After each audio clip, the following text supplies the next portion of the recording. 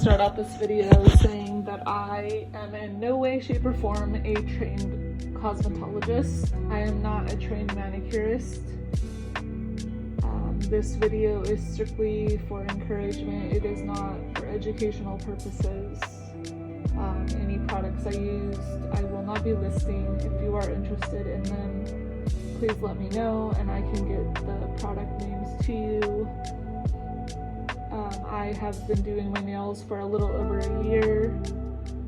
I am still a beginner at most, but I do enjoy doing it. It is very therapeutic for me. And that's it. So let's get on to the encouraging story that I have for you guys. So recently I heard a sermon from a pastor named Lisa Harper, and she was talking about the story out of the Bible. I believe it's Mark 4, could be wrong. The woman at the well. For those of you who don't know, the woman at the well, basically, there's a region called Samaria that the Jews, when they would travel, they would basically avoid it at all costs because they didn't want to associate with the Samaritan people. So Jesus and his disciples were walking, and instead of going the long way all the way around Samaria, Jesus chose to lead them straight through the city. So the story says that at about noon, they arrived at this well known as Jacob's Well. You could learn about the earlier Old Testament stories. Basically, they came to a well and Jesus told them to leave him there. And a woman comes out to the well. So at noon in that region of the world, it is the hottest time I believe of that time. I don't know if it's still correct today. I've never been over there. But basically this woman comes out to draw water. When no one else is around, Jesus is just sitting there. So Jesus asks her if she would draw him some water as well.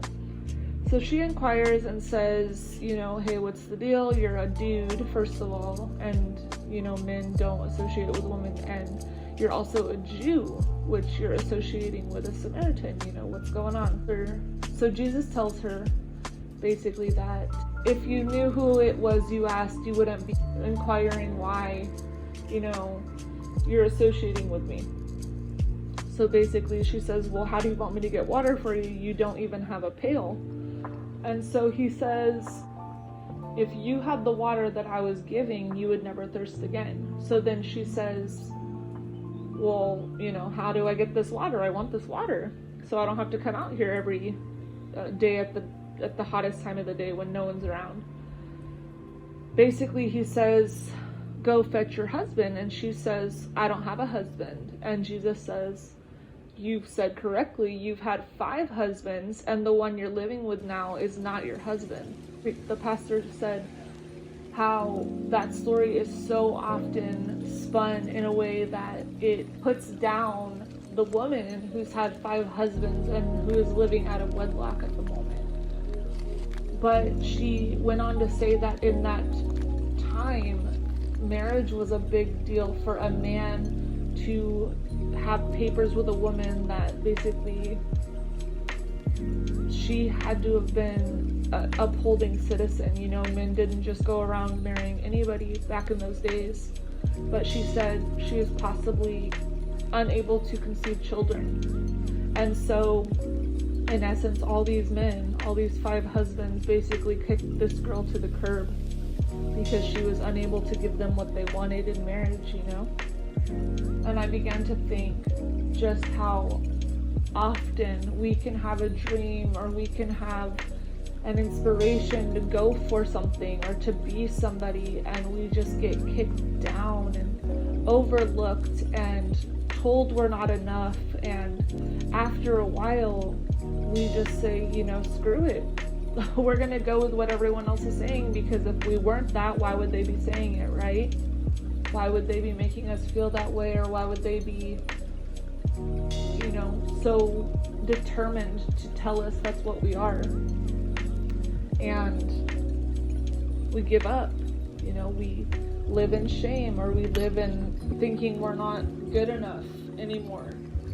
And, you know, we'll wait till the hottest time of the day. We'll wait till no one's around just so we don't have to deal with the questions and the accusations and the assumptions and the gossip and, you know, just people looking at us and reinstilling that belief that we have in ourselves that we're not even worthy. But I just want to tell you, as someone who has been through it as much as anybody else, that we are worthy, we are precious, and we are one of a kind. We are unique. There is no one else out there like us. And I know it sounds so cliche to say that, but it's really true. You know, no matter what you're going through in life, what storms you've walked through, or what trials you're going through, or what life has handed you, I just want to remind you that you have a purpose, and you were created for a purpose and on purpose. There is nothing that you can't do. And I just hope today that you decide to lean into new belief systems that, you know, you're able and you're more than a conqueror. You can do the things that you set your mind to. You can be the person you want to be. You can let go of the shame, the hurt, the pride. You can forgive. You can get over the things that you think you can't. You were made to do that. Just like this thing I'm doing, this video I'm creating, you know, I'm filming, you know, me doing my nails. It's just a pastime hobby, not the best at it. You know, I was going through thoughts the whole time that anybody who is a trained nail tech would cringe at the way I do things. It made me not want to post it. It made me not want to go through with it. Just life, the pressures of life, you know, we succumb to those things so often. We think that we have to. We think we have to belittle ourselves just because that's what life is telling us. But it's not true.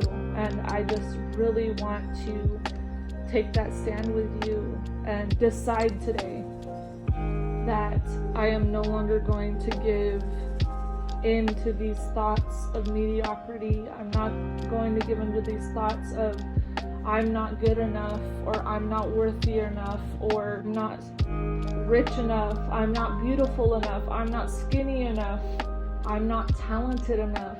Today is the day that we change it. Today is the day we believe in ourselves. I believe in God.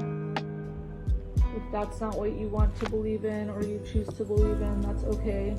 That's your choice, your opinion. You know, we all have one.